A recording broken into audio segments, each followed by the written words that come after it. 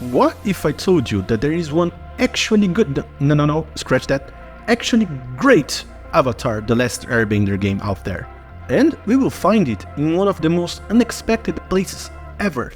So, you know how Avatar has been making a comeback lately? Most thanks to that Netflix attempt at a live-action series, which I think we all can collectively agree that just kinda sucked, right? I mean, it's not as bad as that other disaster from way back when, but still, neither of them even comes close to the brilliance of the original animated series. Can we just accept that animation is the superior form of entertainment already, please? I'm so tired of seeing animated gems get butchered in live action. Let's flip the script for once. Fuck, Twilight of all things is doing that, what? The matter of the fact is that Avatar is having a bit of a resurgence this year. And all this hype got me rewatching the original series like crazy. But it got me thinking, what about the games? I'm just a sucker for video games, and the world of Avatar is practically begging for a killer game. I mean, there have been a ton of attempts, but I think we can also collectively agree that most of them kinda sucked, except for that Legend of Korra one by Platinum Games. That one was actually pretty dope, even if it gets a little bit repetitive.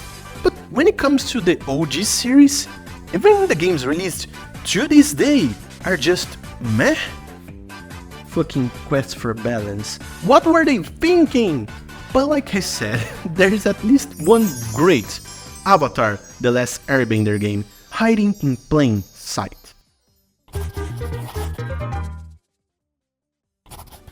Avatar The Last Airbender, and no, we are not talking about the show this time, we are talking about the video game. Super creative name you got there. Great job, buddy. This game dropped back in 2006, hitting every video game console under the sun at the time. But the version you probably heard of and maybe even played is the one for the PS2, Xbox, GameCube, and even the Wii. It's your under-the-mill licensed game for the 2000s. It's not exactly terrible, but not great either.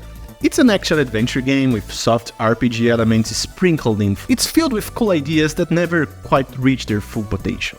But if you take a very close look over there to the side, you'll find the Game Boy Advance version over there.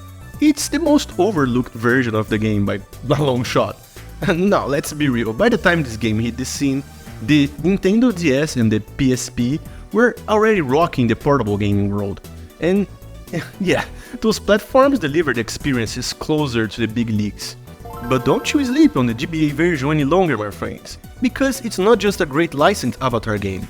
And by embracing the hardware limitations of the GBA, it manages to charm its way into being the best version of the game. So yeah, it's not only the best Avatar game out there, but it's also just a damn good time in general, period. The game's plot kicks off right after the end of Book 1, with Teen Avatar chilling in the Northern Warrior tribe so Aang can get his waterbending training. Even he is not that interested in that, which I mean is a nice excuse as to why he never does it throughout the game. And while I'm all for an original storyline instead of just retelling of the show, I'm not entirely sold on whether this game should be considered canon or not. I mean, right off the bat, Zuko decides to go all in invading the Water Tribe with his crew, no back support in sight, and I just don't think that's something end of the Season 1 Zuko would do, much less take Katara as prisoner, which he does here by the way. Well, anyway, before Aang and Sokka can go chasing them down, they encounter this crazy robot thingy, seemingly capable of firebending, blocking the way to Appa, and after finally being able to handle it, the real adventure begins as they trail Zuko's ship to a Fire Nation prison in the Earth Kingdom. And after managing to sneak their way into the prison, Katara is rescued and Teen Avatar is finally reunited. Oh, and by the way, Zuko never shows his face on the story again, at least not in GBA version. Now, you might be thinking, but Pedro, isn't that how every version of the game goes? And yeah, you'd be right. All versions share the same basic storyline, but where the GBA version really shines is in the gameplay. It was developed by Half Brick Studios. Yeah, they are the same folks behind Fruit Ninja and Jetpack Joyride, like what? Anyway, they really nailed it! Instead of going all out on action and combat, they slowed things down, focusing more on puzzle solving. Sure, there is still some fighting to be had, but like 90% of the game is all about cracking those environmental puzzles. Each member of Team Avatar brings their own unique skills to the table, which you'll need to navigate through those challenges. So, for example, Aang can shove stuff around with his airbending and zip onto ledges. Sokka can nail far-off switches with his thrust boomerang and smash things up with his club. And Katara can freeze water to make bridges and bend it from one spot to another. And with just a press of the shoulder buttons, you can switch between all of them on the fly. Every area throws some trick puzzles your way, forcing you to get creative with the gang's ability. For instance, and this is a bad example that I just came up with, you have to use Sokka's club to walk down a bush, clearing a path for Aang to shove an empty box onto a switch. Then, Katara fills the box with water to weigh it down, popping up a door. I kid you not, this 18-year-old kids game got me stuck in a single room more times than I care to admit. I even questioned if I'd somehow soft-locked the game or not, but nope, that's just how the game is. And let me tell you, every time I cracked the puzzle down, I've been banging my head against. It was one of the best feelings ever. You could say that Avatar: The Last Airbender on the GBA is somewhat of a Zelda-like game. It's that sort of game where you have to navigate through dungeons while solving intricate brain teasers. At certain points, you even have to split up the gang, which adds a whole new layer of challenge. Not being able to rely on a certain skill can really throw you for a loop.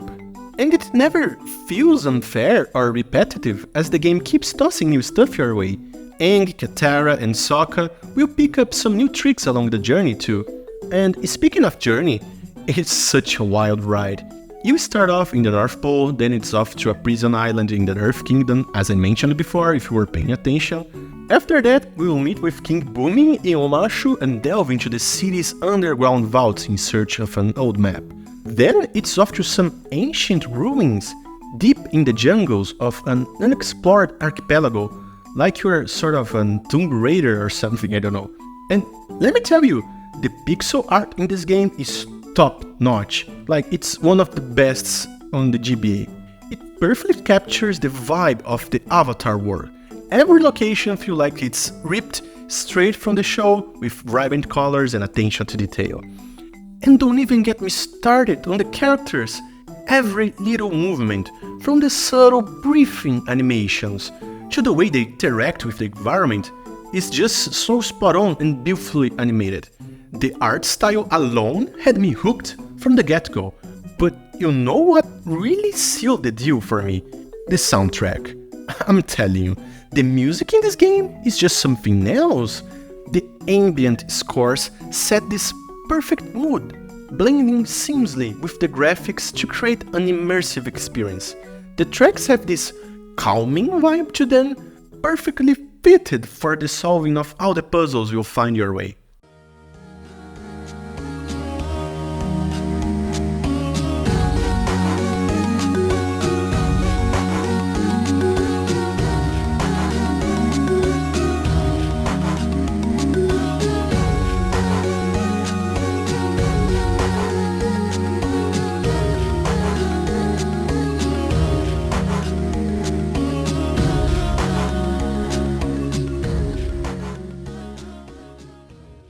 Sure, I might be overselling it a little bit. It's not a perfect game by any stretch. It's missing some of the cool stuff from the main version, like having Haru as your fourth party member to represent the group's Earthbender, since, Toph wasn't around yet. And I can only imagine what sort of awesome puzzles they could have come up with using his abilities, alongside with the others. Or a visit to a village near an air temple that could boast some epic air-based puzzles. The story also gets a little bit rushed at times, making it very hard to follow. And like I mentioned earlier, Zuko just vanishes from the story after the opening act. Plus, the ending is pretty lackluster, which puts a bit of a damper on an otherwise fantastic game. Then there was a sequel called Avatar: The Burning Earth, also developed by Half Brick Studios, but despite reusing a lot of the same assets, it just doesn't have the same charm. The characters look kinda wonky and the gameplay is more action-focused and fast-paced, losing a lot of the charm in the process. I just couldn't bring myself to play it for more than a few minutes. Which is a shame, because apparently you can play as Toffee, Zuko, and even Uncle Mario. Talk about wasted potential. And that's why Avatar The Last Airbender on the GBA stands out as one-of-a-kind gem. It's an overlooked treasure and it hands down the best Avatar game out there. And it's a shame that almost nobody played. Seriously, I never see anyone talking about this game online. What's up with that? More people need to play this. Because like, playing it today, something I never done before, by the way, just filled me with this sense of nostalgia for something that I never really experienced. This game almost feels like one of those comfort games from your childhood that you play on an old CRT TV on a rainy Saturday evening.